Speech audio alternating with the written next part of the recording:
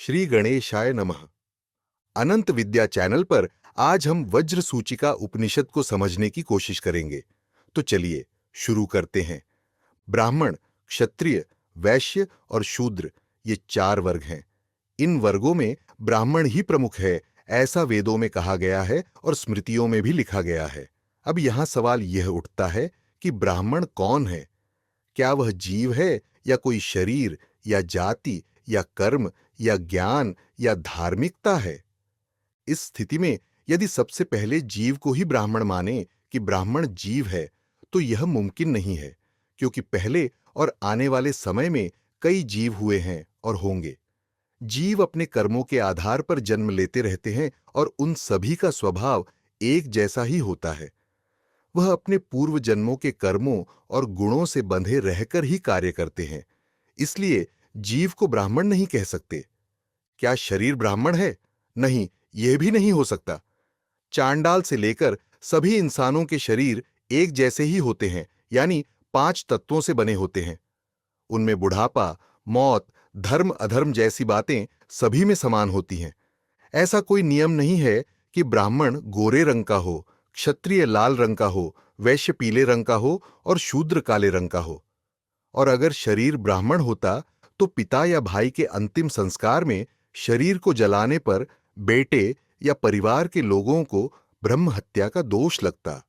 इसलिए शरीर का ब्राह्मण होना संभव नहीं है। क्या जाति ब्राह्मण है? नहीं, यह भी नहीं हो सकता, क्योंकि अलग अलग जातियों और जीवों से भी कई ऋषियों की उत्पत्ति हुई है। जैसे हिरण से श्रृंगी ऋषि, कुश से कौशिक, गीदड़ से जाम्बूक, बाम्बी से वाल्मीकि, मत्स्यगंधा से वेदव्यास, खरगोश की पीठ से गौतम, उर्वशी नामक अप्सरा से वशिष्ठ और घड़े से अगस्त्य ऋषि की उत्पत्ति का उल्लेख मिलता है। इस तरह पहले भी कई ऋषि बिना किसी ब्राह्मण जाति के ही महान विद्वान हुए हैं। इसलिए जाति भी ब्राह्मण नहीं हो सकती। क्या ज्ञान को ब्राह्मण माना जाए? ऐसा भी नहीं हो सकता, क्योंकि कई क्षत्रिय जैसे राजा जनक आदि भी गहरे ज्ञान और समझ वाले हुए हैं। इसलिए केवल ज्ञान को भी ब्राह्मण नहीं माना जा सकता। तो क्या कर्म ब्राह्मण है? नहीं, यह भी संभव नहीं है, क्योंकि सभी प्राणियों के पिछले, वर्तमान और भविष्य के कर्मों में समानता पाई जाती है। इसलिए कर्म को भी ब्राह्मण नहीं कहा जा सकता। क्या धार्मिकता ब्राह्मण हो सकती है?